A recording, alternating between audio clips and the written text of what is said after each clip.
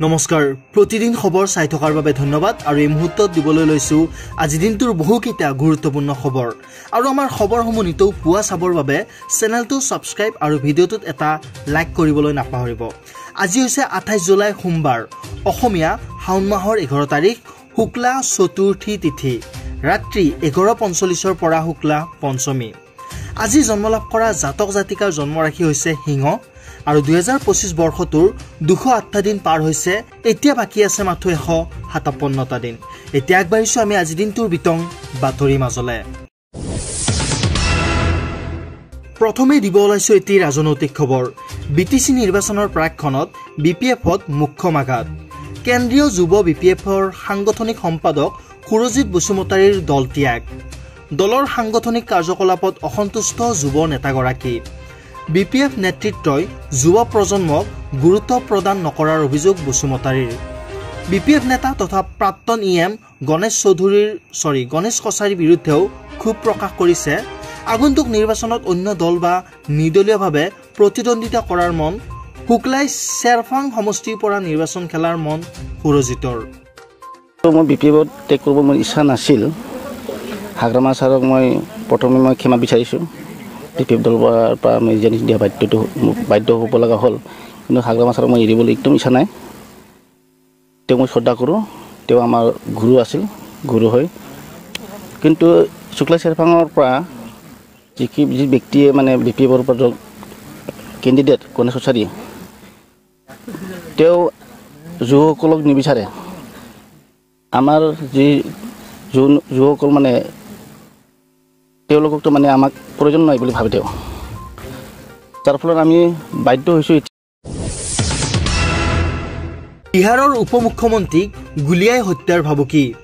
উপ মুখ্যমন্ত্ৰী বিজেপি নেতা সম্ৰাট চৌধুৰীক হত্যাৰ ভাবুকি। হোৱাটছআপৰ জৰিয়তে হত্যাৰ ভাবুকি দিলে দুৰ্বৃত্তই। 24 ঘণ্টাৰ ভিতৰত উপ মুখ্যমন্ত্ৰীজনক হত্যা কৰা হ'ব। ভাবুকিৰ পাছতে নিৰাপত্তা বৃদ্ধি কৰা হৈছে সম্ৰাট চৌধুৰীৰ।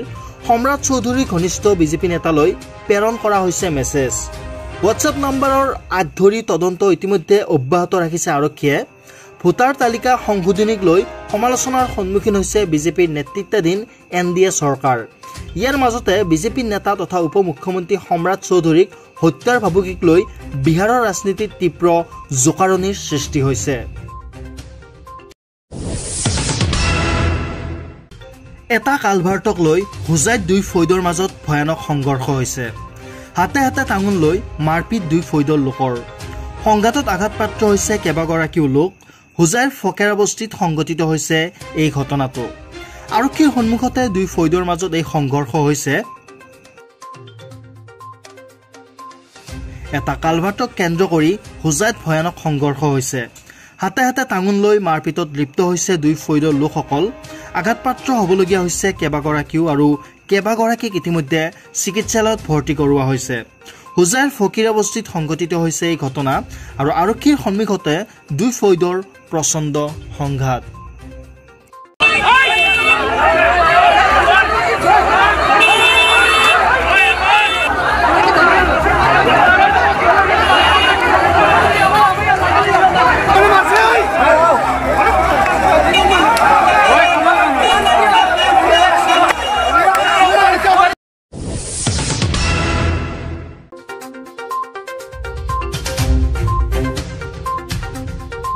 ৰাজহ আৰু ভূমি বিভাগৰ মন্ত্ৰী কেশৱ মহন্তৰ নিৰ্দেশত ৰাজ্যৰ বেদখলকৃত চৰকাৰী ভূমিৰ দীঘলীয়া তালিকা প্ৰস্তুত। জোৰদাৰ গতিত জিলাই জিলাই চলিব উচ্ছেদ অভিযান। মুখ্যমন্ত্ৰীৰ সেউজ সংকেতৰ পাছতেই প্ৰশাসন দুযুধান। উচ্ছেদৰ সমৰ্থনত খিলঞ্জীয়া ৰাইজ, দল সংগঠন, থলুৱা মুছলমান। উৰিয়ামঘাট সীমান্তত যুদ্ধদেহী ৰূপত সাজু আৰক্ষী বাহিনী, সাজু বুলডোজাৰ। 7 শতাধিক আৰক্ষী অৰ্ধসামৰিক বাহিনীয়ে শিবিৰ স্থাপন কৰি দখল দিছে। মাইকযোগে ঘোষণা কৰিছে উৰিয়ামঘাটৰ বেদখলকাৰীৰ ডেডলাইন 28 জুলাই। বিচ্ছিন্ন কৰি দিয়া হৈছে বেদখলকৃত এলেকাত বিদ্যুৎ সংযোগ।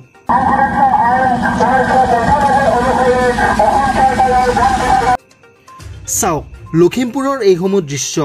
স্থান কদম কছাৰীৰ মাগুলী পথাৰ। এই বৃহত্তৰ এলেকাটোৰ প্ৰায় ৩,০০০ বিঘা ভূমি বেদখলকাৰীৰ কব্জাত।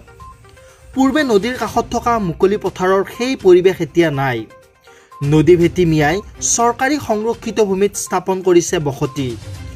উদ্বেগজনকভাৱে বাঢ়িছে জনসংখ্যা আৰু বেদখলকাৰী পৰিয়ালৰ সংখ্যা।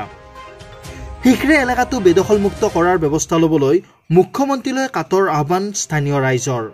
বিষয় আমি যেতিয়া সৰু আছিলোঁ তেতিয়া আমি ইয়াতে ভোজ খাবলৈ আহোঁ, পিকনিক খাবলৈ আহোঁ। নদী এখন গৈ আছিলে, মুকলি আছিলে। এতিয়া তেওঁলোকে নদী ভেটি লৈ খেতি কৰিছে আৰু তাৰ উপৰি ইমান জনসংখ্যা বৃদ্ধি কৰিছে। ক'ৰ পৰা কেনেকৈ আহিলে এইটোতো বহুত মানে ৰহস্যৰ বিষয়। একে সময়তে ধেমাজি চিলাপথাৰৰ গান্ধীনগৰত মিয়াৰ আগ্ৰাসনে খিলঞ্জীয়াৰ অস্তিত্বলৈ ভাবুকি কঢ়িওৱাৰ অভিযোগ। উদ্বিগ্ন চিলাপথাৰৰ সচেতন সমাজ, মছজিদ পৰিচালনা সমিতি আৰু অসম জাতীয়তাবাদী যুৱ ছাত্ৰ পৰিষদ। মিয়া প্ৰব্ৰজনকাৰী আছে, যি প্ৰব্ৰজনকাৰীয়ে আমাৰ যি সত্ৰৰ মাটিত হওক বা ফৰেষ্টৰ লেণ্ডৰ মাটি হওক তেওঁলোকে দখল কৰি 100 বিঘা 200 বিঘা তেওঁলোকে কব্জা কৰি বিভিন্ন স্থান তেওঁলোকে দখল কৰি তেওঁলোকে নিজৰ বসতি স্থাপন কৰিছে। তেওঁলোকে যদি বাংলাদেশৰ উচিত হয়, তেওঁলোকে যদি বাংলাদেশৰ মূলৰ হয়, কিন্তু তেওঁলোকক ইয়াৰ পৰা খেদি পঠাবলৈ বাংলাদেশত আমি অনুৰোধ আগবাঢ়িছোঁ পৰৱৰ্তী খবৰৰ মাজলৈ। এতিয়ালৈ যদি ভিডিঅ'টোত লাইক কৰা নাই তেনেহ'লে এটা লাইক কৰি দিব আৰু আমাৰ চেনেলটো ছাবস্ক্ৰাইব কৰি ল'ব। উচ্ছেদৰ মাজতে এইবাৰ মিয়াই লুটিলে লাখ লাখ টকাৰ সুৰা। এটা ডাঙৰ খবৰ, উচ্ছেদৰ মাজতে সুৰাৰ বেপাৰত নামিলে এইবাৰ বাংলাদেশী মিয়া। সুৰাৰ দোকানত সোমাই চিনেমাৰ কায়দাৰে লুটিলে 8 লক্ষাধিক টকাৰ সুৰাৰ বটল। সুৰা চুৰি কৰি আৰক্ষীৰ জালত পৰিছে 7টাকৈ সন্দেহজনক চোৰ। আৰক্ষীৰ জালত পৰিল জামাল আলী, জহৰুদ্দিন আলী, তহিদ আলী, বদৰুদ্দিন, সৰুবত আলী, ইক্ৰাম আলী আৰু বদৰুজ্জামান। দুখনকৈ বাহন লৈ আহি গোলাঘাটৰ মাছমজিয়াৰ পৰা চুৰি কৰিছিল সুৰাৰ কাৰ্টুন। বৰপেটা আৰু মুকলমুৱাৰ পৰা আহি চুৰিৰ ব্লু প্ৰিণ্ট ৰচিছিল 7টাকৈ এই গভাইত চোৰে। নিশাৰ সুযোগ লৈ সুৰাৰ বিপণীৰ পৰা লুটিছিল 100 কাৰ্টুন সুৰা আৰু সুৰা চুৰি কৰি নিশাৰ ভিতৰতে লক্ষাধিক টকাত বিক্ৰী কৰিছিল গুৱাহাটীত। লাখ লাখ টকাৰ সুৰাৰ চিণ্ডিকেট গঢ়ি তুলিছিল। পুনৰবাৰ সুৰা চোৰৰ ব্লু প্ৰিণ্ট ৰচনা কৰোঁতেই আৰক্ষীৰ জালত পৰিছে এই বাংলাদেশী 8টাকৈ মিয়া।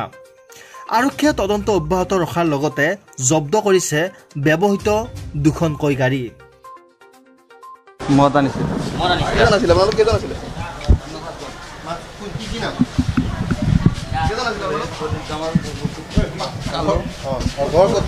আমাৰ ঘৰ মুকলমত, হাজো মুকলমত।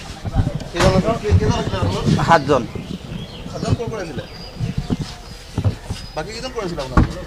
একেলগে আছো, এতিয়া আছো ভিতৰত। ঘৰ বাটে তাতে তোমাৰ 100 কাৰ্টন গুৱাহাটীত। বোকাখাৰত অহা নাই, এবাৰ ফাৰ্ষ্ট আহিছে।